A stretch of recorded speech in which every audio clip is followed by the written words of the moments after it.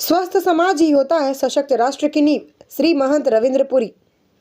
SMJN महाविद्यालय में आज आंतरिक गुणवत्ता आश्वासन प्रकोष्ठ और एंटी ड्रग सेल के संयुक्त तत्वावधान में नशा मुक्त भारत अभियान अंतर्गत और वंदे मातरम की 185वीं वर्षगांठ के उपलक्ष्य में रंगोली प्रतियोगिता, निबंध प्रतियोगिता और सामूहिक प्रतिज्ञा जागरूकता कार्यक्रम का आयोजन किया गया। इस अवसर पर भारतीय अखाड़ा परिषद अध्यक्ष श्री महंत रविंद्र पुरी ने अपने संदेश में युवाओं को नशा मुक्त जीवन अपनाने की अपील करते हुए कहा, नशा मुक्त रहकर ही स्वस्थ जीवन पाया जा सकता है।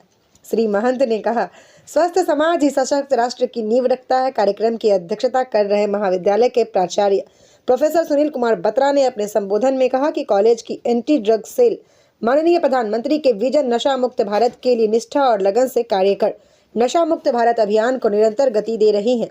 प्रोफेसर बत्रा ने बताया, SMJN जिले में नशा मुक्त कैंपस बनकर युवाओं को नशे से बचाने का हर संभव प्रयास कर रहा है। प्रोफेसर बत्रा ने महाविद्यालय को तंबाकू मुक्त परिसर बनाने पर छात्र छात्राओं को बधाई प्रेषित की है। देखें स्टार न्यूज प्लस के लिए उत्तराखंड के हरिद्वार से सागर की ये रिपोर्ट। अथवा अन्य किसी भी प्रकार के नशे के उत्पादों का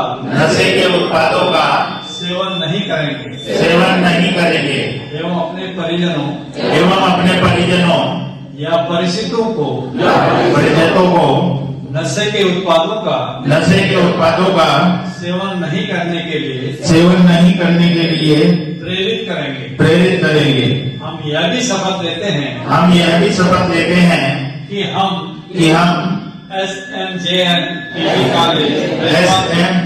PG कॉलेज हरिद्वार के सहयोग से पूरे देश में नशा मुक्त अभियान को नया आयाम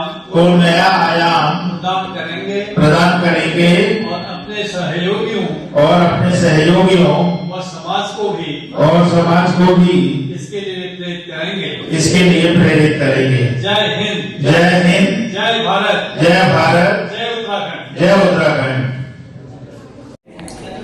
मैं हरिद्वार जनपद के समस्त युवाओं से आग्रह करता हूं कि वे नशे को छोड़कर जिंदगी को अपनाएं, क्योंकि नशा हमें फौरी राहत ऐसा लगता है कि दे रहा है, लेकिन उसके जो लॉन्ग टर्म इम्प्लीकेशन है या स्वास्थ्य पर पड़ने वाले प्रभाव हैं या फिर व्यापक रूप से समाज पर पड़ने वाले जो प्रभाव हैं वो बहुत ज्यादा हानिकारक हैं।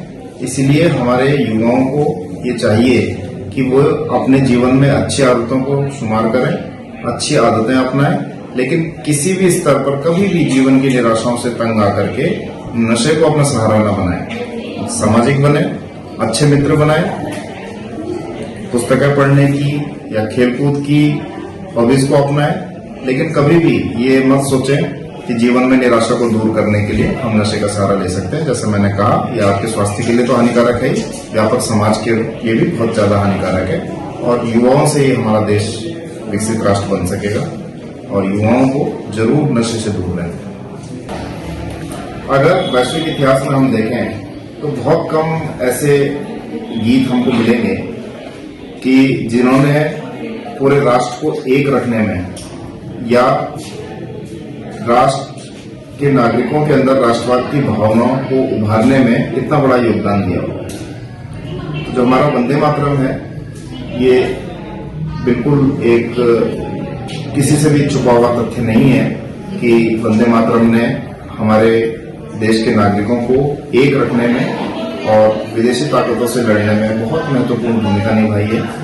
और इस गीत ने जिस स्तर पर, जिस ऊर्जा से राष्ट्रवाद की भावना का प्रसार किया, यह अपने आप में अतुलनीय है और विश्व में इसकी कोई ऐसा उदाहरण मिलता नहीं कि एक गीत ने सारे राष्ट्र को एक सूत्र में पिरो करके रख दिया।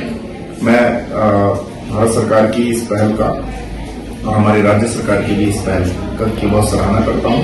हमारे देश की युवा पीढ़ी को ये चाहिए कि वो वंदे मातरम का महत्व समझे और वंदे मातरम के माध्यम से जो भी संदेश दिया गया है उसको अपने जीवन में अपनाने का प्रयास करें। देखा होगा जो बच्चों ने रंगोली बनाई है, तो रंगोली में एक थीम जो है हमने वंदे मातरम को भी सम्मिलित किया था, क्योंकि ये जो हमारे राष्ट्र गीत है इसको 150 वर्ष पूरे हो गए हैं। तो इस थीम को भी हमने इसमें सम्मिलित किया और युवाओं को और युवाओं के इस संदेश को कि हमारा जो उत्तराखंड राज्य है, हमारा जो देश भारत है, वो नशा मुक्त होना चाहिए। और इस नशा मुक्ति के लिए छात्र छात्राओं ने बहुत सुंदर जो है रंगोली के माध्यम से अपनी अभिव्यक्ति जो है वो प्रदान की है।